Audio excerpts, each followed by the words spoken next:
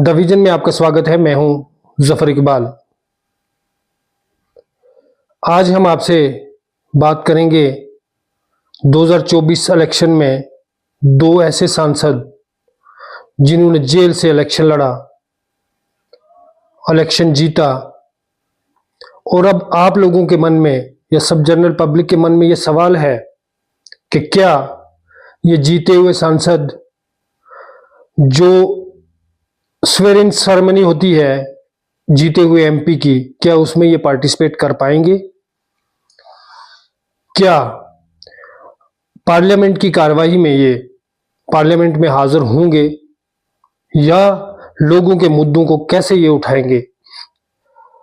इस सब के बारे में आपसे बात करेंगे और कहां से ये इलेक्शन जीत के आए हैं और किस चार्जेस में कहां पे ये बंद हैं। जी हां, बात कर रहे हैं हम शेख इंजीनियर रशीद और अमृतपाल सिंह की। शेख इंजीनियर रशीद जो कि जम्मू कश्मीर की बारामूला लोकसभा सीट से विजयी होके आए हैं, और अमृतपाल सिंह जो कि पंजाब की खडूरा साहिब सीट से इंडिपेंडेंट कैंडिडेट जीते हैं। इन दोनों के बारे में आज आपको बताते हैं कि ये कहां से जीते, कितने वोट से जीते और आगे सदन की कार्रवाई में क्या ये सम्मिलित हो सकते हैं या नहीं। सबसे पहले बात करते हैं शेख इंजीनियर रशीद की।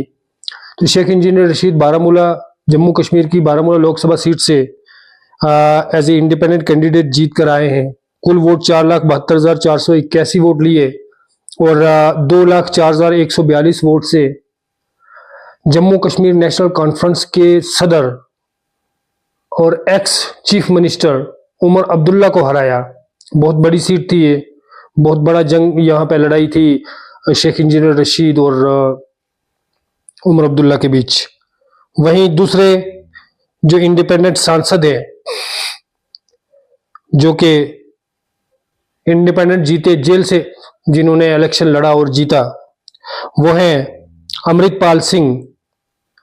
और अमृतपाल सिंह पंजाब के खडूरा साहिब लोकसभा सीट से निर्दलीय उम्मीदवार जीत कर आए हैं।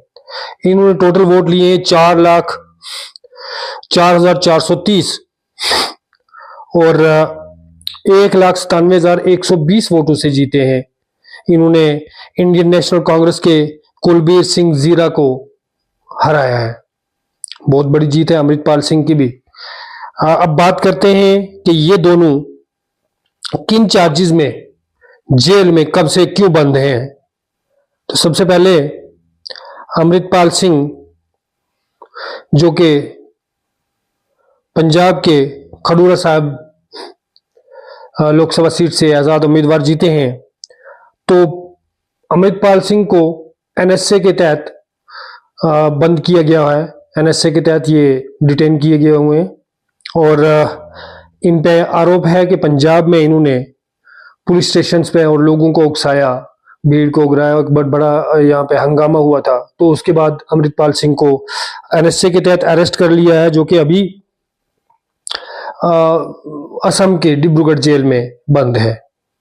वहीं बात करें अगर शेख इंजीनियर रशीद की, तो शेख इंजीनियर रशीद पिछले 5 साल से तिहाड़ जेल में बंद है अनलॉफुल एक्टिविटी यूएलए के तहत और मनी लॉन्ड्रिंग के केस में ये वहां पे बंद हैं पिछले 5 साल से तिहाड़ जेल में, और तिहाड़ जेल से ही इन्होंने इलेक्शन लड़ा और इलेक्शन जीता भी।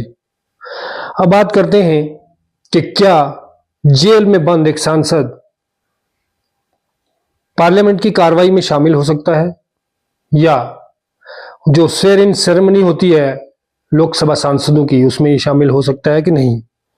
तो अगर कॉन्स्टिट्यूशनल वैलिडिटी की बात करें तो सेक्शन 99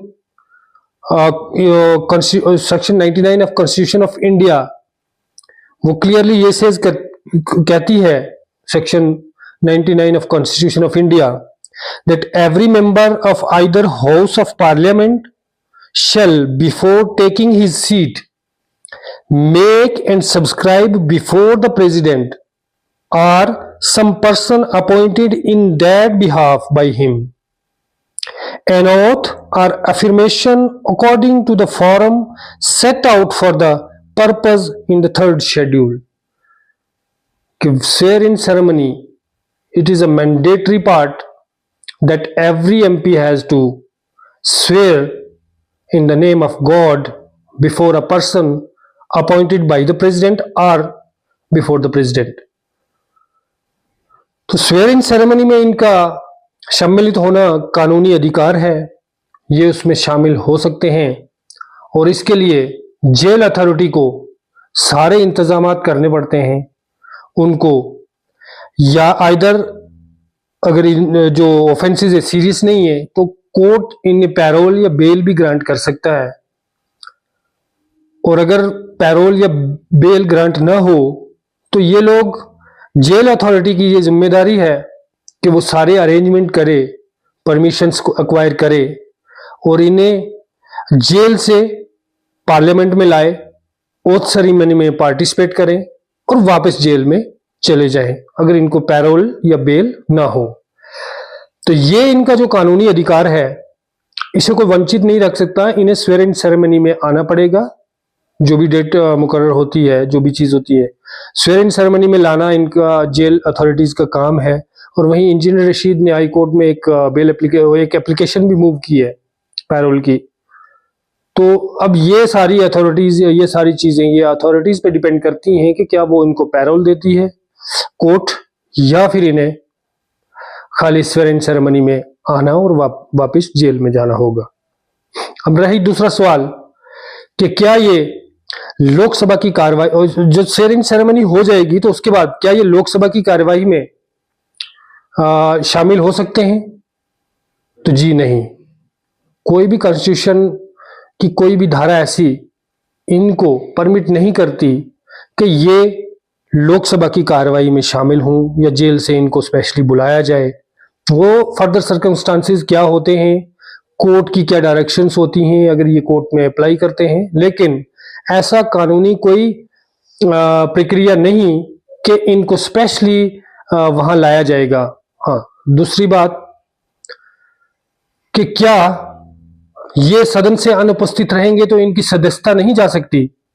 तो उसमें जब ये स्वेयर इन सेरेमनी होती है तब ये सांसद लोकसभा स्पीकर के सामने अपनी कारण रखेंगे कि किस कारण ये लोकसभा में उपस्थित नहीं हो सकते, और वो कारण जो है वो एक एब्सेंट कमेटी, जो अनुपस्थित कमेटी होती है लोकसभा की, स्पीकर साहब उस कमेटी के सामने रखेंगे और उस कमेटी में ये डिसाइड होगा कि क्या इन्हें एग्जेम्प्ट किया जाए या नहीं।